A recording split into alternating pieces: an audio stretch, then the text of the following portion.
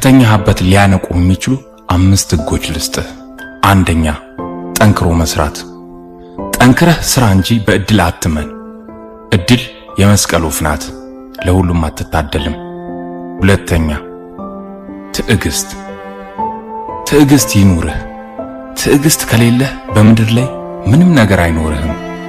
ምክንያቱም ትዕግስት የስኬት ቁልፍ ናት።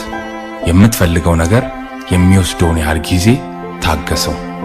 ሶስተኛ፣ መስዋዕትነት። ለምትፈልገው ነገር ሁሌም ቢሆን መስዋዕትነት ክፈል። በዚች ምድር ላይ ሰጥቶ መቀበል እንጂ ምንም ነገር በነፃ የለም። የሰጥቶ መቀበልን ህግ ጠንቅቀህ እወቅ። አራተኛ፣ ድግግሞሽ። ድግግሞሽ የለውጥ መሰረት ነው።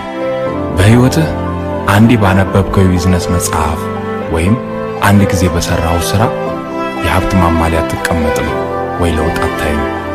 ምክንያቱም ሁሌም ቢሆን ጥቃቅን ለውጥ የሚያመጡ ድግግሞሽን ይፈልጋልና። የድግግሞሽ ህግ ግባ። አምስተኛ፣ ስነ ምግባር ይኑርህ። በምድር ላይ በውድቀትህ ሰዓት ስነ ምግባር ቀጥ ብሎ የቆመ የማምለጫ መሰላል ነው። ማንም ሰው በሞቲቬሽናል ስፒከር ተነሳስቶ ወይም ደግሞ ደስ ስላለው ብቻ ተነስቶ የሆነን ስራ ሊጀምር ይችላል። የጨረሰ ግን በፍጹም የለም። ምክንያቱም አንድን ነገር ጀምሮ ለመጨረስ ስነ ምግባር ያስፈልጋልና።